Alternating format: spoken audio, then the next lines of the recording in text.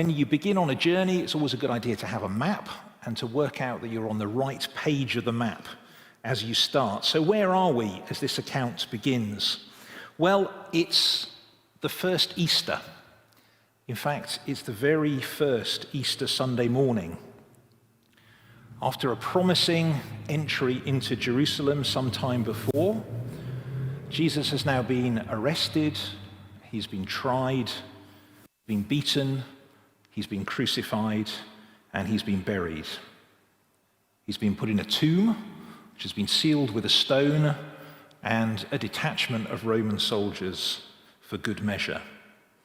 And it's on this first Easter Sunday that we meet these two friends that feature in our account. And this is what we know as we begin the story.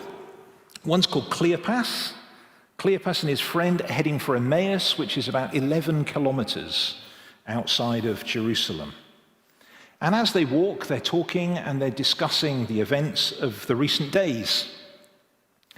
As they're doing that, the risen Lord Jesus comes and walks alongside them. We're told that they're kept from recognizing Jesus. They don't see immediately who he is. And they fall into conversation, assuming that the stranger too will want to talk about the things that must be, quite literally, the talk of the town. But we see in verse 15 as well that these disciples are sad.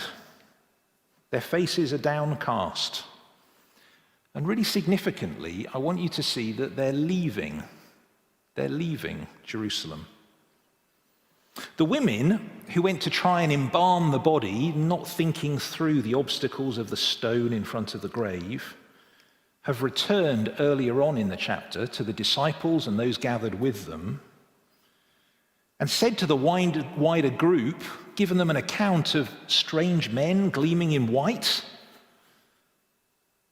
They've spoken about an empty tomb, a stone rolled away, and they've introduced the idea of resurrection, that Jesus may be alive.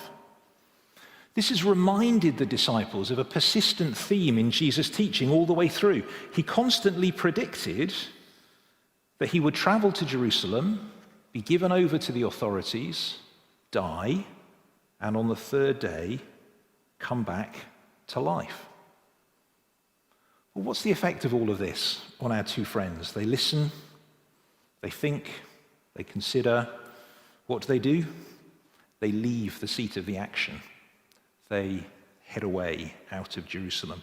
You see, they're disappointed by these events, deeply disappointed, hence their sadness. And even talk of resurrection is not enough to keep up their interest. Why? Why are they downcast? Well, Luke gives us the answer in the conversation they have with Jesus, who to them is a stranger, in verse 19. The chief priests and our rulers handed him over to be sentenced to death, they say, and they crucified him. But we had hoped that he was the one who was going to redeem Israel. Notice that phrase. It's very heavy and poignant, isn't it? We had hoped. They had hoped that Jesus was going to be the route through to political rescue for Israel.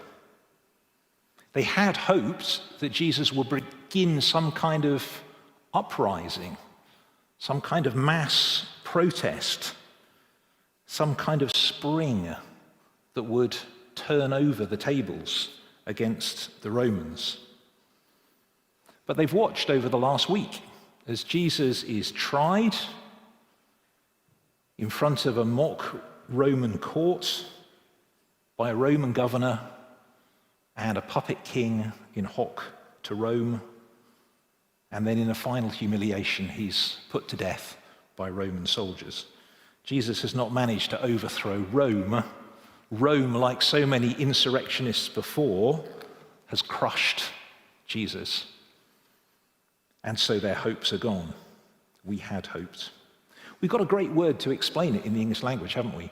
We've got the word disillusioned. They're disillusioned. Fundamentally so. They've got some interest in chewing over events, but this was no longer for them. Perhaps they're off to their homes to their businesses that they've left during the time of their Jerusalem adventure. And even this talk of possible resurrection isn't enough to hold them. There are lots of reasons why people might be disillusioned with Christianity. People might have specific hopes for what Christianity can offer and then feel somehow let down. On the grand stage, some people look to Christianity to bring social justice and reformation and change. Some look to it to bring peace, world peace, and an end to all war. For some, their needs are much more personal. It's a desire to have one particular problem fixed, one burden lifted, or perhaps it's not even for that individual, it's for someone else. A prayer for someone else's health, for their situation. People come to God and say, look, just do this one thing, and then it doesn't happen. The result, disillusionment. The world appears more and more corrupt and evil. Wars rage, and genocide is reported bit by bit, like a slow-motion car crash. Those personal problems, they persist. Those prayers seem to go unanswered. Or perhaps for some, the problem is actually other Christians. One thing they hate is hypocrisy and false piety. And they see that sometimes in people who take the name of Christ for themselves. And the result of all of these things is disillusionment. So perhaps with those things in mind, I'd love you just to take a moment at the beginning of our time together, just to kind of plot where you are on this particular map. There are a number of places you could be. You might be back in Jerusalem. You might be there at the heart of the events among those who are following Jesus. That's great. Or for whatever reason, you might be with these two who are walking away. You're with them in their disillusionment, perhaps for different reasons.